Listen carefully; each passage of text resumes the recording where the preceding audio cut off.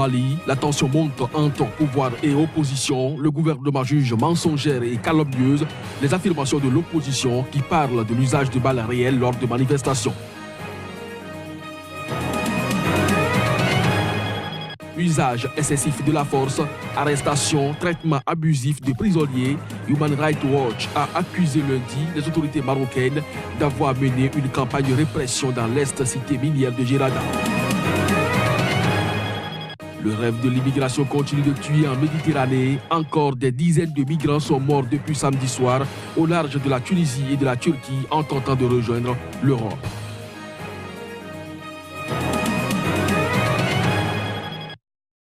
C'était là les grands axes de cette édition, mesdames, messieurs, bonjour et bienvenue au Mali. La tension monte entre pouvoir et opposition. Le gouvernement juge mensongère et calomnieuse les affirmations de l'opposition qui lui a reproché d'avoir fait usage de balles réelles lors de manifestations. Une enquête est réclamée à cet effet. Là, nous sommes à quelques mois de la présidentielle prévue cette année dans le pays. Reportage. Nous sommes à 2 mois de la présidentielle du 29 juillet au Mali. Et le ton commence à monter. La manifestation organisée le 2 juin par l'opposition fait toujours polémique. Les affrontements entre manifestants et police ont fait 25 blessés selon une source hospitalière. Le point d'achoppement, c'est la déclaration de l'opposition selon laquelle les services de sécurité ont tiré à balles réelles sur des manifestants. Le gouvernement s'en dit indigné et dément formellement et avec vigueur cette affirmation. Pour le Premier ministre malien, Soumeilou Boubei Maïga, tout ceci relève de la fabulation et n'a d'autre but que de distraire le peuple et le gouvernement malien des préoccupations du moment que sont la paix et la sécurité pour des élections transparentes, justes et crédibles. Le chef de l'opposition Soumaïla Cissé a réclamé une enquête après avoir dans un communiqué affirmé que les services du Premier ministre avaient fait usage de balles réelles lors du passage de son convoi à proximité du siège de l'ADP où les dirigeants de l'opposition s'étaient rassemblés. L'opposition manifestera à nouveau le 8 juin pour réclamer des élections transparentes et un accès équitable à l'ORTM, entendez la radio-télévision publique.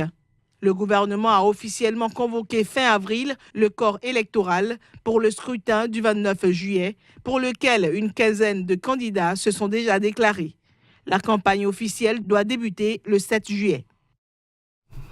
Nomination ce lundi par le président malgache RI d'un nouveau Premier ministre, son nom Christian Tse, aussi haut fonctionnaire donc international. Il a pour mission de former un gouvernement de consensus destiné à sortir le pays de la crise politique. Reportage. L'annonce de la nomination de Christian Tse comme Premier ministre de Madagascar intervient quelques heures après la démission à la mi-journée du précédent chef du gouvernement. Olivier Mahafali aura été au poste pendant 2 années. J'accepte sans condition l'avis de la Haute Cour constitutionnelle, prouvant ainsi mon sens du patriotisme. Je voudrais prouver ma bonne foi et apporter la pierre à l'édifice dans le règlement de la crise actuelle. Ainsi, j'accepte volontiers et avec joie de démissionner afin de permettre au président de la République de choisir librement un Premier ministre de consensus. Âgé de 57 ans, Christian Tse occupait jusqu'à ce lundi un poste de haut fonctionnaire à l'Organisation internationale du travail.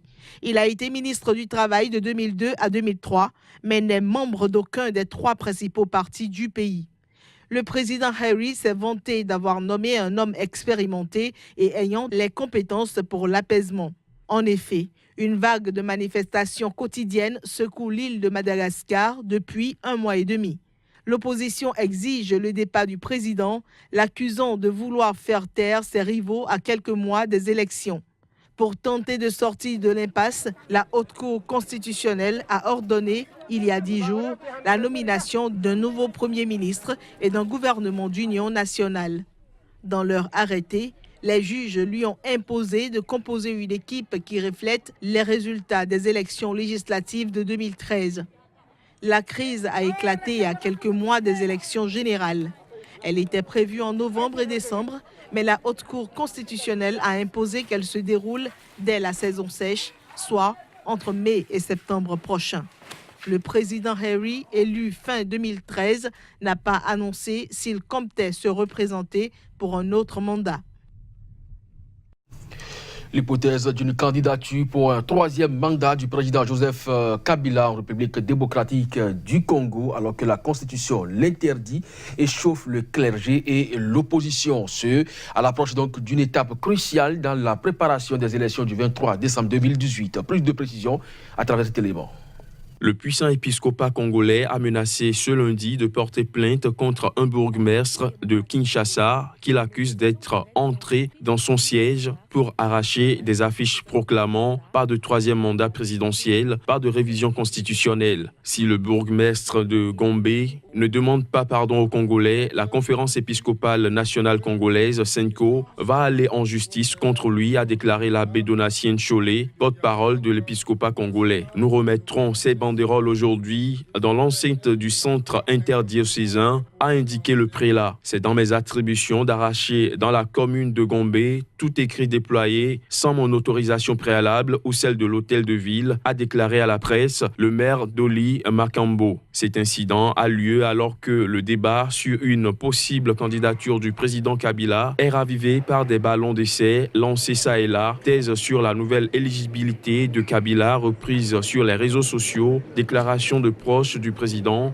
affiche dans Kinshasa. Un des chefs de file de l'opposition, Félix Tshisekedi, et l'ancien Premier ministre Adolphe Muzito ont exprimé dans un communiqué commun le rejet d'un troisième mandat de Joseph Kabila, conformément aux principes constitutionnels tels que repris dans l'accord politique de la Saint-Sylvestre 2016. Le 24 mai, l'épiscopat avait mis en garde contre des rappels en faveur d'un troisième mandat de Kabila en République démocratique du Congo, estimant que cette éventualité conduirait à l'embrasement de ce pays qui a connu 2 guerres ces 2 dernières décennies. Le processus électoral va connaître en juillet une étape décisive avec l'ouverture du dépôt des candidatures à l'élection présidentielle du 25 juillet au 8 août.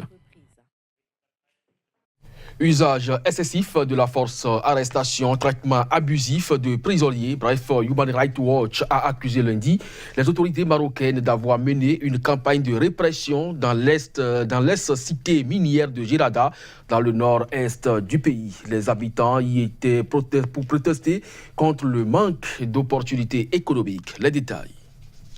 Les forces de l'ordre ont fait un usage excessif de la force contre les manifestants et arrêté des leaders du mouvement de protestation qui auraient ensuite été maltraités en détention, a souligné l'ONG de défense des droits de l'homme dans un communiqué après avoir mené une enquête. Les déclarations de Human Rights Watch interviennent au lendemain de la mort de 2 personnes dans une mine clandestine de plomb dans une localité de la province de Girada, sinistrée depuis la fermeture d'une importante mine de charbon à la fin des années 1990. La ville de Girada a vécu au rythme de manifestations à la suite de la mort, fin décembre dernier, de 2 mineurs dans un puits clandestin, suivi assez rapidement de 2 autres décès accidentels. Les manifestants réclamaient une alternative économique aux mines de la mort clandestines dans lesquelles des centaines de mineurs risquent leur vie. Les manifestations ont quasiment cessé depuis 2 mois. Pacifique depuis le début, le mouvement avait été marqué par des affrontements entre manifestants et forces de l'ordre à la mi-mars, ayant fait des blessés des 2 côtés. S'il est vrai que des manifestants ont jeté des pierres le 14 mars dernier et que selon les autorités, ils auraient aussi allumé des incendies, cela ne justifie pas pour autant le recours à une force aveugle et excessive, ni les arrestations qui avaient commencé avant cette date, a souligné Human Rights Watch. Les accusations de violence et d'arrestation arbitraires sont infondées, avait dit fin avril un responsable de l'exécutif marocain. Les arrestations ont été opérées dans le cadre du strict respect de la loi sous la supervision du parquet compétent, selon ce responsable. Les autorités marocaines n'ont pas réagi lundi au communiqué de Human Rights Watch. C'est décidé, des milliers d'habitants de la ville libyenne de Taouarga, contraints à un exil massif après leur soutien en 2011 à Muammar Kadhafi, devraient pouvoir rentrer chez eux grâce donc à un nouvel accord. C'est ce qu'a annoncé le gouvernement d'union nationale, le GNA. Reportage. Les 35 000 habitants de Tawarga qui se sont battus jusqu'au bout aux côtés de Kadhafi ont été enfermés pendant plus de 7 ans dans des camps en périphérie de la capitale libyenne où ont vécu dispersés dans le pays dans des conditions déplorables avec l'interdiction de rentrer chez eux. La ville de Misrata, située à 200 km à l'est de Tripoli, est connue pour avoir été à la pointe de la révolution contre Kadhafi, avait forcé la population de Tawarga, à 40 km plus au sud, à s'exiler, lui reprochant son soutien au régime. Lundi, le chef du gouvernement d'union nationale, Fayez al-Sarraj, s'est félicité d'un pacte de réconciliation signé dans la nuit de dimanche à lundi entre les maires de Tawarga et de Misrata, qui doit permettre le retour en toute sécurité des habitants de Tawarga dans leur ville, selon un communiqué publié sur la page Facebook du gouvernement. Ce retour sera le début du retour de tous les déplacés et exilés libyens à l'intérieur et à l'extérieur du pays, a-t-il espéré. Le gouvernement d'union nationale avait déjà annoncé en décembre le retour des déplacés de Tawarga début février, selon un accord conclu fin août 2016, puis renouvelé en juin 2017 entre représentants de la ville et de celle de Misrata qu'il administre depuis la révolte de 2011. Le 1er février dernier, des centaines de familles avaient pris la route pour être ensuite refoulées aux entrées de la ville par des groupes armés de Misrata opposés à l'accord. Depuis, elles campent en plein désert dans des tentes installées par les agences de l'ONU dans des secteurs à une vingtaine de kilomètres de Tawarga ou dans des abris offerts par des villes voisines. Le rêve de l'immigration continue de tuer en Méditerranée. Encore des dizaines de migrants sont morts depuis samedi soir au large de la Tunisie et de la Turquie en tentant de rejoindre l'Europe. Pendant ce temps, le nouveau Premier ministre de l'Intérieur italien adresse un discours anti-immigration. Reportage. Un bilan officiel tunisien provisoire fait état de 48 cadavres repêchés dimanche et 68 migrants secourus, dont 60 Tunisiens, 2 Marocains et 1 Libyen. Parmi les 48 corps repêchés, 24 ont été identifiés, 10 Tunisiens et 14 personnes originaires d'Afrique subsaharienne. Ces personnes tentaient de traverser la Méditerranée pour joindre les côtes de l'Europe. Plus de 180 passagers se trouvaient à bord du bateau d'une capacité maximale de 75 à 90 personnes, selon un survivant. Plus de 100 personnes pourraient avoir péri dans le naufrage, à en croire un porte-parole de l'Organisation internationale des migrations. La marine tunisienne a repris ses recherches lundi au large de la région orientale de Sfax pour retrouver d'éventuels survivants ou de nouveaux corps. Les autorités sont à la recherche de 8 des personnes impliquées dans l'organisation du voyage qui ont été identifiées et sont originaires de l'archipel de Kerkena. Cet énième naufrage est intervenu alors que le nouveau ministre de l'Intérieur italien Matteo Salvini promeut sa ligne anti-immigration en arguant que l'Italie ne pouvait être le camp de réfugiés de l'Europe. Lundi, le président français a affirmé sa volonté de poursuivre le dialogue avec l'Italie sur les migrants, malgré le durcissement du discours du nouveau gouvernement. Voilà qui referme donc cette édition, mesdames, messieurs. Merci de nous avoir suivis. Très bonne journée accompagnée des programmes de SICA. À très bientôt.